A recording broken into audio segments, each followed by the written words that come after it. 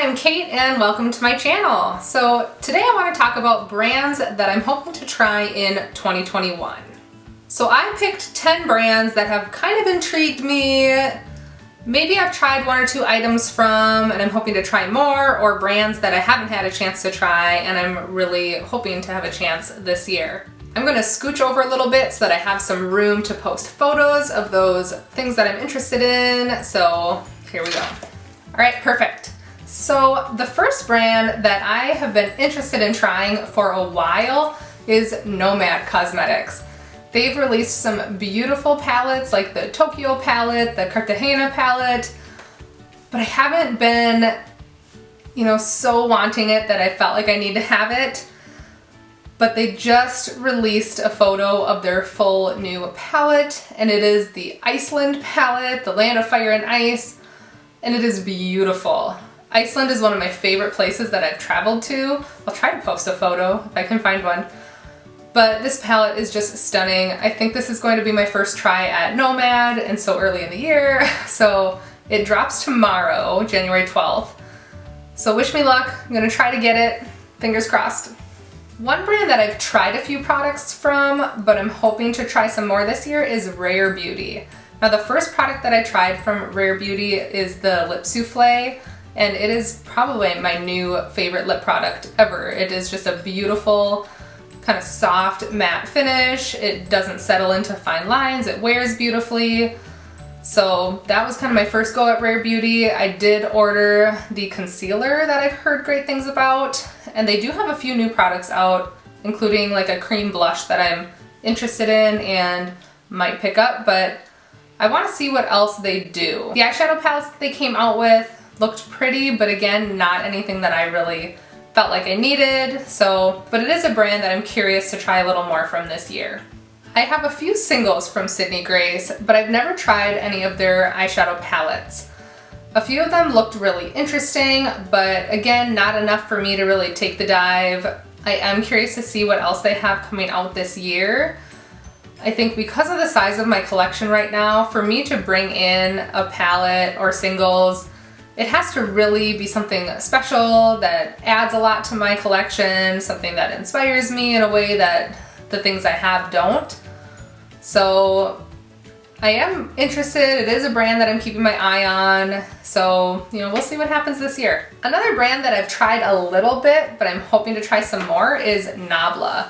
So I did have the Dreamy 2 palette and I passed it along to a friend. That one just didn't work for me, but I did try the Cuties in the Wild Berry, and I love it. I love just the simple 6 pans, very compact, curated.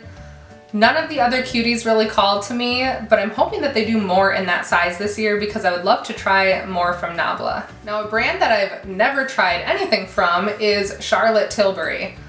I've heard fantastic things about her eyeshadow formula and several of her other products, but because it's such a high price point, I feel like, again, it really has to add something special to my collection for me to bring it in. I'm not looking to spend like $53 on 4 eyeshadows. However, if in her bigger format she comes out with something that really calls out to me, I'd consider it. Lunar Beauty is another brand that I've been interested in a few of their launches. Like the Spellbook palette looked beautiful, the Strawberry Dream, and most recently the Eclipse palette looks beautiful. However, it hasn't been quite enough to pull me in. I've been like this close, but I've seen, Manny MUA testing some new stuff and things look beautiful. So it's definitely another brand that I'm going to keep my eye on in 2021 just to, see what else comes out and if there's anything that really pulls me in. One brand that a lot of my favorite Instagrammers and YouTubers have talked a lot about is Odins Eye. Now they have beautiful products. They've had a lot of beautiful palettes, very, soft and ethereal. Nothing that's, made me kind of take the leap, but it's another brand that I've been like this close to going ahead and ordering from. So another one that I'm keeping my eye on for 2021. Glamlight is another brand that's intrigued me with a few of their releases. They do have all of the food themed makeup. I'm not quite sure how I feel about that. I haven't really made up my mind. However, they have beautiful products, a lot of like full-on rainbow palettes. You know, they have the ice cream, they have the like pro paint palettes and the cake palette. I was really intrigued by the pie palette that came out for the holidays, but I think it came out like in a box with other products. So I'll have to look into that, because if that's on its own, it might be something that I might try.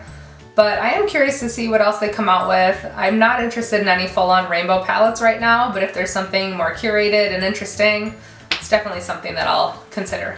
A brand that I just recently heard about is Adept. And I heard about them watching Kara C swatch, I believe it's the Plain Jane palette, with just these beautiful, sparkly, shimmery, some duochrome shades that just looked super unique and fun. I don't know that you can get it right now. I'm not sure if it's like a pre-order or that hasn't even opened up, but that's a brand that, like, if that's, I've never heard of it, and if that's the level of things that they're releasing, it's definitely a brand that I'm gonna keep my eye on. So the last brand that I want to try out in 2021 is a brand that I've tried very hard to get my hands on their palettes over the last few months. It is Give Me Glow. Now I do have a handful of singles from Give Me Glow, but I'm really interested in the Christmas Morning palette. It just looks beautiful. I did a recreation of this color story on my Instagram, but it looks beautiful. And the Vintage Rose also looks beautiful. I want to try both of those. They did release the Vivid Rose. It was a little too pinky purple for me, but those other two I really want to try. And I've tried to get my hands on them a couple times, and it just hasn't happened for me. But I'm curious to see what else they come out with, because from everything I've seen, their products look absolutely beautiful. Thank you so much for watching. Please like and subscribe, and comment below if there's a brand or a product that you are super interested in trying in 2021.